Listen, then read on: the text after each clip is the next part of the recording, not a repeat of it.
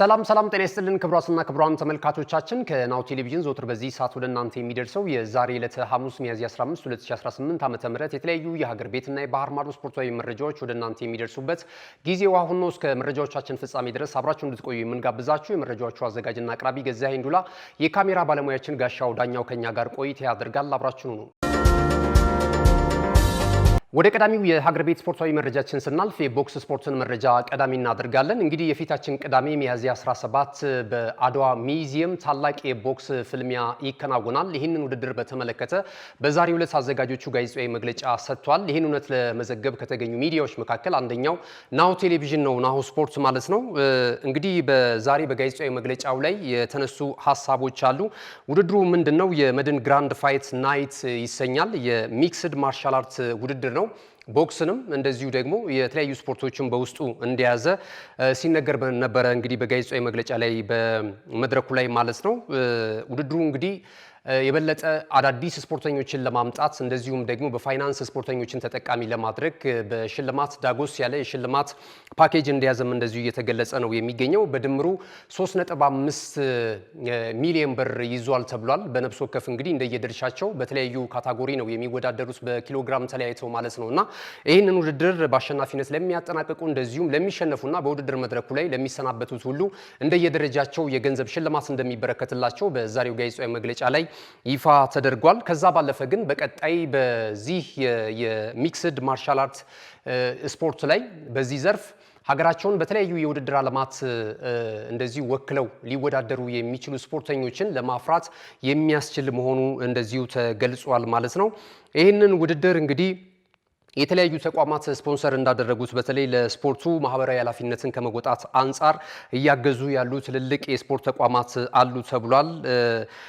በዌስት ቦክስ ጂም እንደዚሁም በሸጋ ኤቨንትስ እና በአዲስ አበባ ወጣቶችና ስፖርት ቢሮ ትብብር ይህ የውድድር መድረክ እንደተሰናዳ ያገኘነው መረጃ ያመለክታል ማለት ነው። ከዛ ባለፈ ደግሞ የኢትዮጵያ መድን ድርጅት ይህንን ስፖንሰር በማድረግ እንግዲህ ውድድሩን እንደሚመራም እንደዚሁ ተገልጿል። የተለያዩ ለውድድሩ የሚያስፈልጉትን ከገንዘብ ጀምሮ የተለያዩ እንደዚሁ በሽልማት መልክ ለተወዳዳሪዎች የሚሰጠውንም ነገር በአጠቃላይ እንደሸፈነና የውድድሩ ታይትል ስፖንሰር እንደሆነ ተገልጿል ማለት ነው። ቀደም ሲል እንደገለጽ ነው እንግዲህ የዝግጅቱ መጠሪያ የመድን ግራንድ ፋይት ናይት ይሰኛል። ቅዳሜ ሚያዝያ 17 2018 ዓ.ም ቦታ ደግሞ አድዋ ሚዚየም ነው ተብሏል። ከቀኑ 10 ሰዓት ላይ በአጠቃላይ ውድድሩ የሚከናወንበት ስፍራና አዳራሽ በሮች ክፍት ሆነው ለተመልካቾች እንደዚሁ እንደተዘጋጁ ነው እየተነገረ የሚገኘው ማለት ነው። በውድድሩ ላይ እነማን ይሳተፋሉ፣ በየትኛው ካታጎሪ የሚለውን ነገር እንመልከት። በዕለቱ ተጠባቂ የሆነው ጨዋታ 1 ሚሊዮን ብር ሽልማት የሚያስገኘው የሚክስድ ማርሻል አርት ፍልሚያ ተወዳዳሪዎች ጆኒ እና ንቃተ ሊና ናቸው። እንግዲህ በዚህ በሶሻል ሚዲያው ላይ ስፖርትን ተደራሽ በማድረግ የየራሳቸውን ሚና እየተጫወቱ የሚገኙ ቦክሰኞች ናቸው። እነዚህ ስፖርተኞችን እርስ በርስ የሚያገናኘው ውድድር በ83 ኪሎ ግራም ነው። ቀደም ሲል እንደገለጽኩላችሁ ጆኒ እና ንቃተ ሊና የሚገናኙበት ከባዱ ፍልሚያ ማለት ነው። ሰሞኑን እንግዲህ አየሩን እንዳለ ይዞታል ማለት ይቻላል። የሶሻል ሚዲያው መነጋገሪያ እየሆኑ ይገኛሉ። ብዙዎች የሁለቱም ተጫዋቾች የሁለቱም ስፖርተኛ ደጋፊዎች ውድድሩን አብዝተው እየናፈቁ እንደሚገኙ እየገለጹ ነው የሚገኙት። እኔ ያሸንፋለሁ የሚሉም እንደዚሁ መፈክሮችንም በሁለቱም ስፖርተኞች በኩል እየሰማን እንገኛለን። ቀኑ ሲደርስ እንግዲህ የትኛው ስፖርተኛ የበለጠ ዝግጅት አድርጓል፣ የትኛውስ በአሸናፊነት ያጠናቅቃል የሚለው ነገር የሚጠበቅ ነው የሚሆነው። ኤርሚያስ መስፍን ከመስፍን ብሩ በሚክስድ ማርሻል አርት በ69 ኪሎ ግራም እንደዚሁ ውድድራቸውን ያደርጋሉ። ረቢቅ ሰለሞን በሞንታይ ፍልሚያ በ70 ኪሎ ግራም እንደዚሁ ውድድራቸውን እነዚህም የሚያከናውኑ ነው የሚሆነው። ሀብታሙና እንደዚሁ ሰለሞን በቦክሲንግ ፍልሚያ በ65.5 ኪሎ ግራም በዕለቱ እንደዚሁ የሚገናኙ ነው የሚሆነው። ሌላኛው እሱ ባለው ሞላና አቤል አባትዬ ደግሞ በቦክሲንግ ፍልሚያ በ51 ኪሎ ግራም ውድድራቸውን ያደርጋሉ። ከተመለከትናቸው ኪሎ ግራሞች ይሄኛው በወጣቶች የሚደረግ ነው ለማለት ይቻላል። ፍትሃዊ ጡሚ ደግሞ ከስራፌል አልዩ ጋር በቦክሲንግ 57 ኪሎ ግራም ውድድራቸውን የሚያከናውኑ ነው የሚሆነው። እንግዲህ ይህንን ተጠባቂ የቦክስ ፍልሚያ ለመከታተል እግሮች ሁሉ ከነገ በስቲያ እንግዲህ ቅዳሜ ሚያዝያ 17 ወደ አድዋ ሚዚየም ሪንግ ወይም ደግሞ አዳራሽ ያመራሉ ተብሎ እየተነገረ ነው የሚገኘው። በአጠቃላይ አዘጋጆቹ እንግዲህ ጋዜጣዊ መግለጫ ዛሬ ለመገናኛ ብዙሃን ሰጥቷል። እውነቱን ለመዘገብ ከተገኙም የስፖርት ባለሙያዎች ጋዜጠኞች መካከል አንደኛዋ ባልደረባችን ኢየሩሳሌም አጥናፉ ናት። በጋዜጣዊ መግለጫ ላይ የተነሱትን ከፊል ሀሳቦች ተከታትለን እንመለስ። እንኳን ደህና መጣችሁ ከማለት እጀምራለሁ። እኔም እንግዲህ አቤሎ እንደሰን እባላለሁ። የጎፈሬ ስፖርት ትጥቅ ማምረቻ ምክትል ስራ አስፈጻሚ ነኝ። እንግዲህ ጎፈሬ በጣም ረጅም ጊዜ ፈርቀዳጅ ሆኖ ከሀገራችን ላይ ብቻ ሳይሆን ምስራቅ አፍሪካም ላይ የመጀመሪያው ስፖርት ትጥቅ ብራንድ ሆኖ ያለፉትን 5-6 ዓመታት የሚሆኑ በትጋት ስንሰራ ቆይተናል።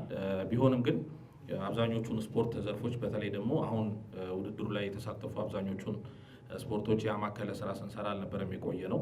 እግር ኳሱ ላይ እና የእግር ኳስ ተያያዥ ስራዎች ላይ ነበር ረጅም ጊዜያችንን ያሳለፍነው። ኢቨንቶችን በማዘጋጀት ክለቦችን ስፖንሰር በማድረግ እንዲሁም ናሽናል ቲሞችን የራሳችን ናሽናል ቲም እንዲሁም ሌላ የምስራቅ አፍሪካ 2 ናሽናል ቲሞችን ስፖንሰር አድርጎ ከነሱ ጋር በጋራ በመስራት ረጅም ጊዜውን አሳልፈናል። አሁን ግን እንግዲህ አቅጣጫችንን ቀየር አድርገን በተለይ ፊትነሱ ላይ እንዲሁም ደግሞ ማህበረሰቡ ላይ ወርዶ የተለያዩ የዕለት ተዕለት እንቅስቃሴያችን የምናደርግባቸውን ትጥቆች ምርቶች በማዘጋጀት አሁን በተለይ ይሄን 1 ዓመት በደንብ ገፋ እያደረግን እዛ ላይ እየሰራን ነው። ስትራቴጂ ቀይረን ያንን ስናስብ ደግሞ እንግዲህ ፊትነሱ ላይ በጣም ብዙ ነገሮችን በመቀየር ወይ ደግሞ ፓዮኒር በመሆን ልክ እኛ ስፖርት ትጥቁ ላይ ፓዮኒር እንደሆነ ሁሉ ፊትነሱ ላይም ፓዮኒር በመሆን በጣም ብዙ ነገር እየቀየረ ያለ ተቋም አለ ስዌት ቦክስ። እንግዲህ በጋራ ከስዌት ቦክስ ጋር እየሰራ እንገኛለን። የተለያዩ የቤተሰብ ኢቨንቶች አዘጋጅተን እዛ ኢቨንት ላይ ብዙዎቹን ጋብዘን ከዚህ በፊትም 1-2 ኢቨንቶች አድርገናል። አሁን ደግሞ እንግዲህ ይሄ ፋይት ተዘጋጅቶ በስዌት ቦክስ አነሳሽነት እንዲሁም እዚህ ጋር ባያቸዋቸው ትልልቅ ተቋማት የከተማችን ትልልቅ ተቋማት የበነሱ አጋርነት ይህን ፋይት ለማዘጋጀት ወቅተናል። ዳንኤል እባላለሁ። ዳንኤል መኮንን እባላለሁ። ከኪክቦክስ ፌዴሬሽን ነው።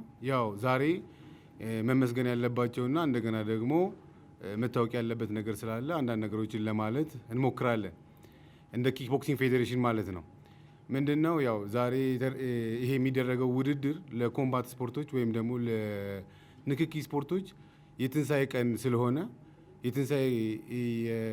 ምክንያቱም የኮምባት ስፖርቶች በአብዛኛው የንክኪ ስፖርቶች እያንዳንዳቸው በጣም ጉዳት የሚያስተናግዱ አትሌቶቹ ጉዳት የሚያስተናግዱበት እንደገና ደግሞ ከባድ ልፋት ያለው ቦክስም ቢሆን ኪክ ቦክስም ቢሆን ኤምኤምኤም ቢሆን ሞይታይም ቢሆን በጣም ትልልቅ ጉዳቶች የሚያስተናግዱ ግን በዓለም ላይ ደግሞ ትልልቅ ቢዝነስ የሆኑ ስለሆነ እኛ ሀገር ግን የሁሉ ጉዳት ተስተናግዶባቸው አትሌቶቹ ምንም ጥቅም የማያገኙባቸው ስፖርቶች የነበሩ ስለነበረ ከዛ ተነስተን ይሄ ዝግጅት ሲዘጋጅ መመስገን ያለባቸው አካላቶች ስላሉ እነሱን ለማመስገን እወዳለሁ። የመጀመሪያው ማመሰግነው እግዚአብሔርን ነው። ምክንያቱም እግዚአብሔር ጤናና እድሜ እንደገና ደግሞ ጉልበት ሰጥቶን ዛሬ እንደነዚህ አይነት ስፖርቶችን ለማዘጋጀት የቻልነው ከምሕረቱ የተነሳ ስለሆነ እግዚአብሔርን አመሰግናለሁ። ከተሳታፊ አንጻር ኦልሞስት ትኬት ሙሉ ለሙሉ በሚባል ደረጃ አልቋል።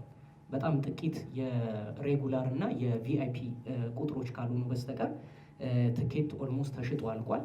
የፋንቤዙን ስንመለከት ቅድም እንዳልነው ነው፣ ከተለመደው ውጪ ነው። ይሄ ከተለመደው ውጪ ነው ስንል ቅድም እንዳልኳችሁ ሶሻል ሚዲያውን ሙሉ ለሙሉ ብሬክ አድርጎ ወጥቷል፣ ተቆጣጥሮታል። በተለይ የቲክቶክ እና የፌስቡክ ሙሉ ዜናዎች ተቆጣጥረውታል። ትልልቅ የምንላቸው ኮንቴንት ክሬተሮች ሳይቀሩ በዚህ ጉዳይ ላይ ዘግበዋል። ቪአይፒም ከፍለው ተዘጋጅተው ቁጭ ብለዋል እና በሚዲያ ላይ በደንብ ነው ቅስቀሳ የሰራ ነው እና በደንብ አዌር ለማድረግ ሞክረናል። እንግዲህ እነዚህ ፌዴሬሽኖች እዚህ ጋር ያሉ ፌዴሬሽኖች አዲስ የተቋቋሙ ፌዴሬሽኖች አይደሉም። ለረጅም ጊዜ ሲሰሩ የነበሩ ናቸው። የየራሳቸውን ውድድሮች ሲያከናውኑ ነበር። እርግጠኛ ነኝ እዛ ውድድር ላይ አብዛኛው የሚገኘው ወጣቶች ናቸው። ስለዚህ መዳረሻቸው የሚሆነው አጠቃላይ ይሄን ውድድር እድል ያላገኘ በርካታ ወጣቶች አሉ። በዚህ ፕሮግራም ላይ አንደኛ መጥተው እንዲመለከቱ ነው። ሁለተኛ ሀገራችን ኢትዮጵያ ያው በተለይ ቦክስን ብናነሳ እኮ ትልቅ ታሪክ ያላት ሀገር ናት፣ ለአብነት ብናነሳ ማለት ነው። ስለዚህ ይህ ውድድር ነገም ሀገርን የሚያስጠሩ በኦሎምፒክ ኢትዮጵያን የሚወክሉ ስፖርተኞችም እድል ያገኙበታል ማለት ነው። ከስርም ታዳጊዎች ይሄን ውድድር ሲያዩ ነገ እንደዚህ አይነት መሰል ውድድር እንዳለ ሲረዱ እነሱ ላይ የሚፈጥረው ነገር ትልቅ ነው ማለት ነው። ስለዚህ ይሄ ውድድር አዲስ ነው። አንዳንድ ችግሮች ሊኖሩ ይችላሉ። አዲስ ነገር ስትጀምር እንደዚህ አይነት የሚነሱ ጥያቄዎች ሊኖሩ ይችላሉ። ግን ይህንን ደግሞ ጥያቄዎች ይነሳሉ ተብሎ ሳይሆን ያሉ ችግሮችን ቀጣይ ያረሙ ያስተካክሉ መሄድ ላይ ትኩረት ማድረግ ያስፈልጋል ማለት ነው። በእኔና በኢንቲግሬትድ ማርሻል አርት ፌዴሬሽን ስም ከልብ አመሰግናቸዋለሁ። ያው እንዳጠቃላይ ከዚህ በፊት ስፖርቶች ይሰራሉ። ስፖርቶች አዲስ አይደሉም። ግን እስከዛሬ ስፖርተኞቻችን ተጠቃሚ ያልሆኑም ስፖርቱም አልተሸጠም ነበር። ዛሬ ላይ ግን ከስዊት ቦክስ ጋር ባመጣው እድል ተጠቅሞ የመጀመሪያው 1 ሚሊዮን ተወዳዳሪ ክፍያ ያመጣው ስዊት ቦክስ ነው። ላመሰግናቸው ወዳለሁ። እንዳጠቃላይ ግን ወጣትና ስፖርት ቢሮ ደግሞ የሚመጡ እድሎችን አብሶ ባለሀብቶች ስፖርቱን እንደግፋለን፣ ስፖርቱን በጋራ ሆነን ወጣቶችን ተጠቃሚ አድርገን እኛም ስፖርት ያተርፋል ወደሚለው መስመር እንገባለን የሚሉ ሰዎች እንዲመጡ እድሉን እየከፈተልን ስለሆነ ቢሮውን በዚሁ አጋጣሚ ማመስገን ወዳለሁ። እንዳጠቃላይ ግን ያው ሁሉም ተብሏል። ተወዳዳሪዎቻችን በስነ ልቦና በሁሉም ነገር ተዘጋጅተው እንዲመጡ ያሉትን ነገሮች የሚያስፈልጉትን ቅድመ ዝግጅቶች እንደ ኢንቲግሬትድ ማርሻል አርት የጨረስን መሆኑንና ለሚመጣው ደግሞ ለቅዳሜ ላይ ለሚደረጉ ስፖርቶች በዲሲፕሊን በጨዋነት እንዲያደርጉ ከዳኝነትም ጋር በተያያዘ ክፍተት እንዳይኖር ስልጠናዎች እየተካሄዱ ይገኛሉ። ከተማ አስተዳደር ቦክስ ፌዴሬሽን የጽህፈት ቤት ኃላፊ ነኝ። በመጀመሪያ ግን እዚህ ለተገኛችሁ አካላት በሙሉ እንኳን ደህና መጣችሁ እያልኩ እኔ በመጀመሪያ ማቅረብ የምፈልገው የዚህን ውድድር ሀሳብ አመንጪ የስዊት ቦክስ ባለቤት አቶ ጌታቸውን በጣም ላመሰግነው እፈልጋለሁ። ምክንያቱም እንደዚህ አይነት ውድድሮች በውጭ ዓለም ይካሄዳሉ፣ በሶሻል ሚዲያ እናያለን፣ እንሰማለን። ነገር ግን አሁን ይህንን እድል ወደኛ ሀገር በማምጣቱና እንደ አንድ ስፖርት ቦክስም ደግሞ በመሳተፉ በጣም ደስ ብሎኛልና ይሄንን ለማለት ነው። ተመልሰናል። ወደ ሌላኛው የሀገር ቤት ስፖርታዊ መረጃችን ስናልፍ ደግሞ ይሄኛውን እናገኛለን። ኢንተርናሽናል ዋና ዳኛ ኃይለ ኢየሱስ ባዘዘው ከእግር ኳስ ዳኝነት ራሳቸውን ማግለላቸው እየተገለጸ ነው የሚገኘው። እንግዲህ በሙያዊ ቋንቋ ፊሽካቸውን ሰቅለዋል ማለት ይቻላል። ግብ ጠባቂዎች የእግር ኳስ ሕይወታቸው እንዳበቃ ጓንት ሰቀሉ ይባላል። ለእግር ኳስ ተጫዋቾች ደግሞ እንደዚሁ ጫማ ሰቀሉ ነው የሚባለው። በዳኝነት ከተመለከትነው ደግሞ ፊሽካቸውን ሰቀሉ ልንል እንችላለን። ባለፉት 25 ዓመታት እንግዲህ በኢትዮጵያ ፕሪሚየር ሊግ በመሃል ዳኝነት እንደዚሁ ሲያገለግሉ ነበረ።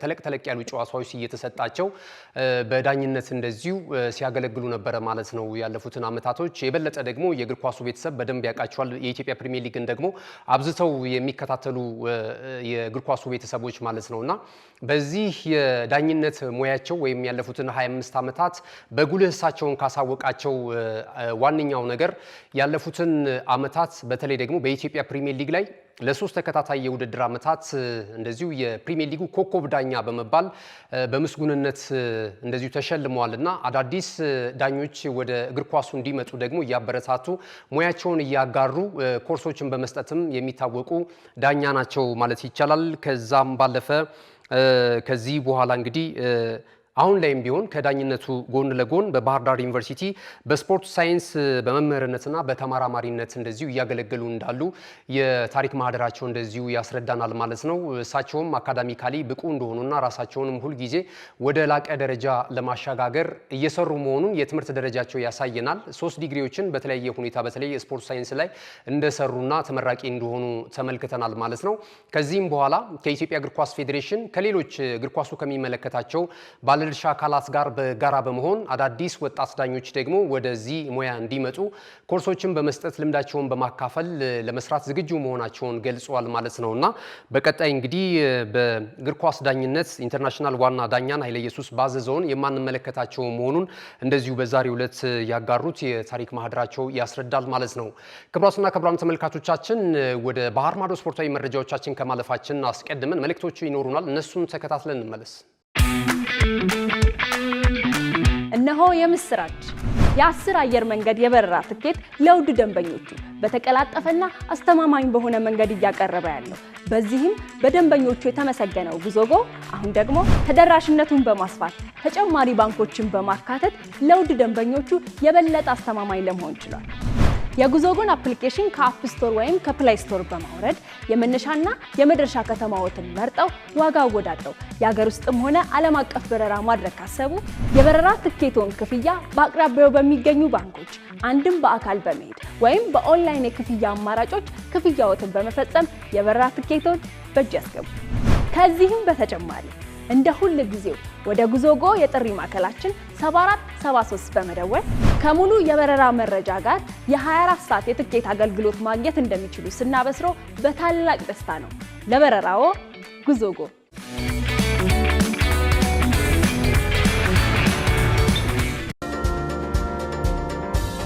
ተመልሰናል። ክቡራትና ክቡራን ተመልካቾቻችን ይህ ናሁ ቴሌቪዥን ነው። ናሁ ስፖርትን በመከታተል ላይ ትገኛላችሁ። አብራችሁን ስላላችሁ እጅግ በጣም እናመሰግናለን። ቀደም ሲል የሀገር ቤት ስፖርታዊ መረጃዎችን ወደ እናንተ አድርሰናል። ከዚህ ሰዓት ጀምረን ደግሞ የባህር ማዶ ስፖርታዊ መረጃዎችን ወደ እናንተ እያደረስን ቆይታ እናደርጋለን። ይሄኛውን ቀዳሚ እናድርግ። የስፔኑ ክለብ ባርሴሎና እንግዲህ ትላንት ምሽት በላሊጋው ጨዋታውን አድርጎ ነበር። በሜዳው ካምፕ ኖ ሴልታ ቪጎን አስተናግዶ በጠባብ ወይም ደግሞ በአንድ ግብ ልዩነት ማሸነፉ የሚታወስ ነው። 1-0 በሆነ ውጤት ማለት ነውና በዚህ እንቅስቃሴ ላይ ባርሴሎናና የስፔን ብሔራዊ ቡድን ኪሳራ ያስተናገደበት ጨዋታ ነበር ማለት ይቻላል። ወጣቱ ተስፈኛ ለ18 ዓመቱ የፊት መስመር ተጫዋች ላሚን ያማል ማለት ነው። ላሚን ያማል ጉዳት አስተናግዷል።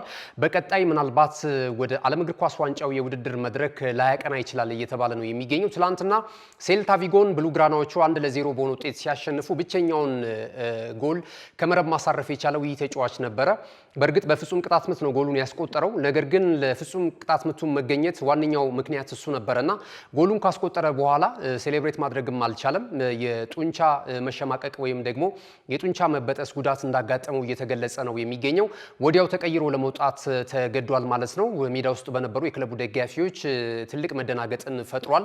በእርግጥ በዚህ ዓመት እንግዲህ ከሌሎች የውድድር አይነቶች ውጭ ሆኗል ባርሴሎና። እንደሚታወቀው የላሊጋውንም የዋንጫ ክብር ሰፋ ባለ የነጥብ ልዩነት እየመራ ይገኛልና ተጫዋቹ ግን ሜዳ ውስጥ ቢቆይላቸው የውድድር ዓመቱ መጨረሻ ድረስ አብሯቸው ቢሆን ብዙ ገለልተኛም ደጋፊዎች የላሚን ያማል አጫዋት ተዝናኖትን እንደሚያላብሳቸው ተዝናኖትን እንደሚያጎናጽፋቸው በየጊዜው ሲመሰክሩለት እንሰማለን እና ለገለልተኛም የእግር ኳሱ ቤተሰብ እጅግ በጣም አስደንጋጭ ነበረ። ትላንትና እንግዲህ ይህንን ተመልክተናል። ከጨዋታው መጠናቀቅ በኋላ እንግዲህ የተጫዋቹን ጉዳት በተመለከተ የተለያዩ ሀሳቦች እየወጡ ነው የሚገኙት። እንደሚታወቀው የ26ቱ የዓለም እግር ኳስ ዋንጫ የውድድር መድረክ ጅማሮውን ሊያደርግ ከሁለት ወራቶች ያነሱ ቀናቶች ብቻ ናቸው የቀሩት። ወደ 53 ቀናቶች ይቀሩታልና ከ53 ቀናት በኋላ ደግሞ 23ኛው የዓለም እግር ኳስ ዋንጫ የውድድር መድረክ በካናዳ፣ ሜክሲኮ እና አሜሪካ አስተናጋጅነት የሚከናወን ነው የሚሆነው።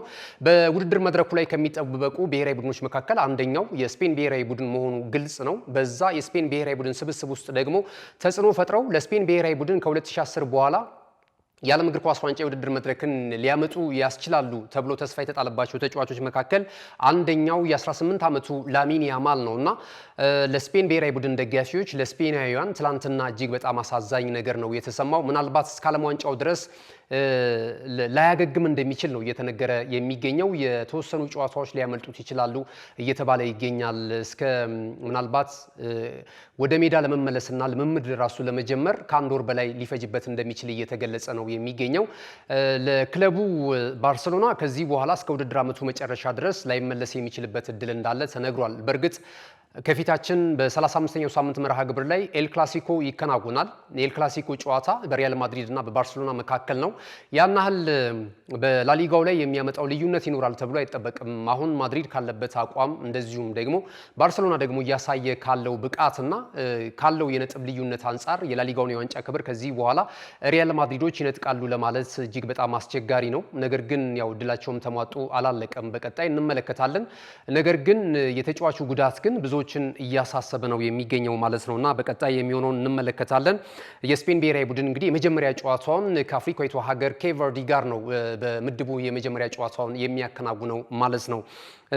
ወደ ሌላኛው መረጃችን ስናልፍ ማንቸስተር የሁለቱን የማንቸስተር ከተማ ተወካዮቹን የማንቸስተር ሲቲ እና እንደዚሁ የማንቸስተር ዩናይትድ በአንድ ተጫዋች ዝውውር ዙሪያ እንደዚሁ እየተፋለሙ እንደሚገኙ እየተገለጸ ነው የሚገኘው።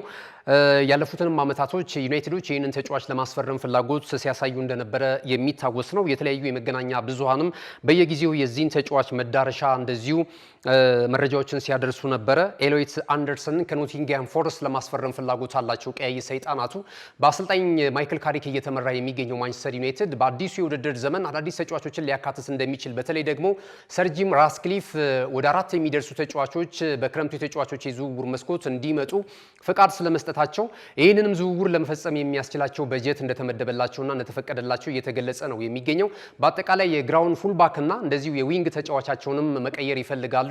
ልምድ ያለውና እጅግ በጣም ግብ አነፍናፊ የሚባል አስፈሪ የቀይ ሰይጣናቱን ማሊያ ሊመጥን የሚችል የፊት መስመር አጥቂም እንደዚሁ ማስፈረም ፍላጎት አላቸው ተብሏል። ከዛ ባለፈ በዚሁ በውድድር ዓመቱ መጨረሻ ከክለቡ ጋር ሊለያዩ የሚችሉ ተጫዋቾች አሉ እንደነ ካስሜሮ። ከዛም ባለፈ እንደዚሁ ማኑኤል ኡጋርቴን ጨምሮ ከቡድኑ ጋር ይለያያሉ ተብሏል። በእነሱ ምትክ ደግሞ ሌሎች አማራጮችን እየተመለከቱና ወደ በክረምቱ የተጫዋቾች የዝውውር ገበያ ላይ በንቃት ሊሳተፉ እንደሚችሉ በዚህ ስፍራ ላይ እየተገለጸ ነው የሚገኘው። አንደኛው ኤሎይት አንደርሰን ነው። ይህን ተጫዋች ለማምጣት ፍላጎት አላቸው ተብሏል። ሌላኛው ሸዋሚኒ ነው። ሸዋሚኒን ከሪያል ማድሪድ የማምጣት ፍላጎት እንዳላቸው እየተገለጸ ነው የሚገኘው። አሌክስ ስኮትን በተመሳሳይ የማንቸስተር ዩናይትድ ራዳር ውስጥ ገብቷል። ነገር ግን በኤሎይት አንደርሰን ጉዳይ ማንቸስተር ዩናይትድ ፍላጎታቸው ከፍተኛ ነው ተብሏል። ባላንጣቸው ወይም ደግሞ የከተማ ተቀናቃኛቸው ማንቸስተር ሲቲዎችም የዚህን ተጫዋች ፊርማ ለማግኘት ፍላጎት እንዳላቸው እየተገለጸ ነው የሚገኘው። ምናልባት የሮድሪ ድርድር አሁንም እንደቀጠለ ነው የሚገኘው። ሮድሪን ረዘም ላሉ አመታቶች ከዚህ በኋላም በኢትሃድ የማቆየት ፍላጎት አላቸው ተብሏል የማንቸስተር ሲቲ ሰዎች። ይሄ የሚሳካላቸው ከሆነ ወደ ሌሎችም ተጫዋቾች ሊያማትሩ ይችላሉ። በዋናነት የዚህ 6 ቁጥር ቦታ ላይ ይህንን ተጫዋች ማጫወት እንደሚፈልጉም እየተነገረ ነው የሚገኘው ማለት ነውና ቀጣይ እንግዲህ የኤሎይት አንደርሰን መዳረሻ የትኛው የማንቸስተር ከተማ ተወካይ ክለብ ዩናይትድ ወይ ሲቲ የሚለውን ነገር የምንመለከት ነው የሚሆነው። ኖቲንግሃም ፎረስትም ወራጅ ቀጠናው አፋፍ ላይ ነው የሚገኘው። እንግዲህ ወደ ሻምፒዮንሺፕ የሚወርድ ከሆነ ተጫዋቹ ክለቡን የመልቀቁ ነገር ወደ ውንነት ይቃረባል። ያ ደግሞ ምናልባት እንግዲህ ዩናይትድ አሊያም ሲቲን ሊቀላቀል የሚችልበት እድል እንዳለ እየተገለጸ ነው የሚገኘው። ወደ ሌላኛው መረጃችን ስናልፍ ራፋኤል ሊያዮን እናገኛለን። ራፋኤል ሊያዮን ለማስፈረም ብዙ ክለቦች እየተረባረቡ ነው የሚገኙት።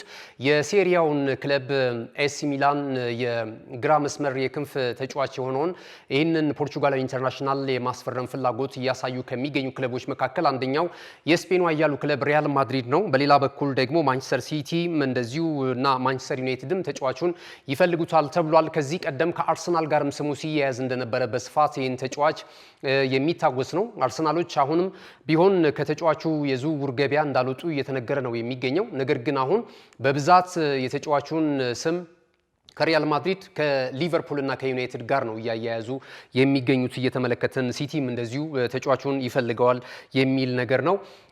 እንግዲህ ኤሲ ሚላን ደግሞ ከተጫዋቹ ዝውውር እስከ 60 ሚሊዮን ዩሮ ድረስ እንደሚፈልግም እየተነገረ ነው የሚገኘው ማለት ነው። ክቡራትና ክቡራን ተመልካቾቻችን እንግዲህ ከሀገር ቤትና ከባህር ማዶ ለዛሬ ዕለት ሐሙስ ሚያዝያ 15 2018 ዓ.ም በእኔና በባልደረቦች የተሰናዱ ስፖርታዊ መረጃዎች ይህንን ይመስሉ ነበር። መረጃዎቹን ወደ እናንተ በማድረስ ገዛኸኝ ሄንዱላ የካሜራ ባለሙያችን ጋሻው ዳኛው ከኛ ጋር ቆይታ አድርጓል። ተወዳጅ የናሁ ቴሌቪዥን ፕሮግራሞች በቀጣይነትም ወደ እናንተ ይደርሳሉ። ዩቲዩብ ቻናላችንን ላይክ፣ ሼር፣ ሰብስክራይብ በማድረግ ቤተሰብ እንድትሆኑና ከሀገር አቀፍ እስከ ዓለም አቀፍ ስፖርትን ጨምሮ የተለያዩ መረጃዎችን የምታገኙበት ቻናል ነው። ስለዚህ እንድትቀላቀሉን በአክብሮት እንጋብዛለን። መልካም ጊዜ ይሁንላችሁ።